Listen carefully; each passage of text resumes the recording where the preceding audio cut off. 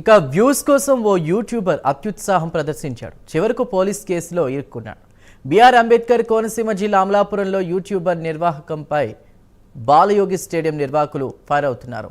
Gold hunt పేరిట స్టేడియంలో ఆదిత్య ఓ కార్యక్రమం నిర్వహించాడు.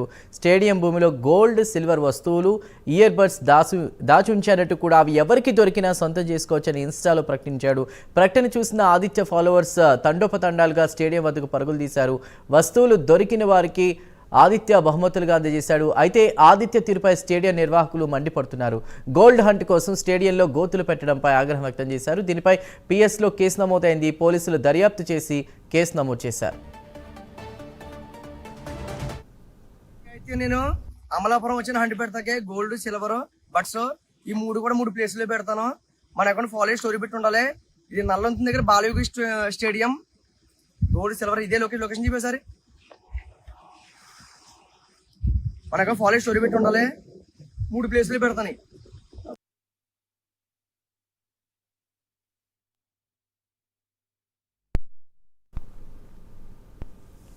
రైట్, ప్రస్తుతం ఆదిత్య తీరుపై స్టేడియం యాజమాన్యం ఆగ్రహంతో కూడా పోలీసులకు ఫిర్యాదు చేసినట్టు తెలుస్తోంది. అసలు ఇన్సిడెంట్ కి సంబంధించి పూర్తి డీటెయిల్స్ ని రాజమండ్రి నుండి మా ప్రతినిధి శ్రీరామూర్తి అందిస్తారు. శ్రీరామూర్తి. చందు, ఏదైతే ఆదిత్య అనే యూట్యూబర్ ఒక అత్యుత్సాహం ప్రదర్శించాడు.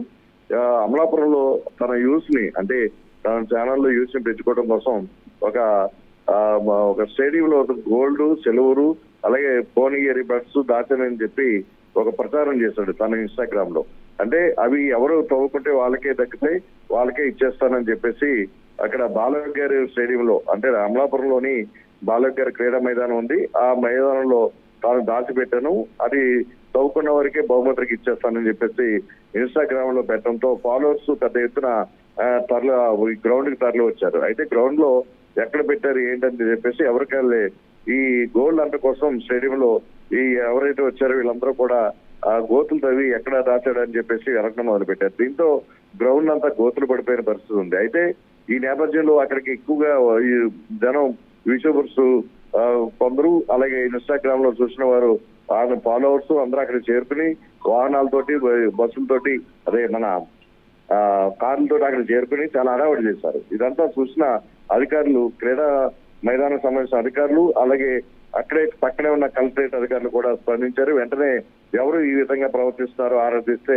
ఆదిత్య యూట్యూబర్ ఈ విధంగా చేశాడు అని చెప్పేసి తెలియటోటి వెంటనే పోలీసులకు ఫిర్యాదు చేశారు. పోలీసులు వెంటనే ఘటనా స్థలానికి చేరుకుని స్టేడియంలో అధికారులు ఇచ్చిన రిపోర్ట్ మేరకు మందపాటి ఆదిత్య అనే యువకుడి మీద అమలాపురం తాలూకా పోలీస్ స్టేషన్ లో కేసు పెట్టారు. దీంతో అతని మీద క్రైమ్ నెంబర్ 62/2025, అలాగే అండర్ సెక్షన్ ప్రకారం 324 ప్రకారం, అలాగే బిఎన్ఎస్ అండర్ సెక్షన్ 300 పీడీపీపీ అనే యాక్ట్ కింద కేసులు నమోదు చేశారు.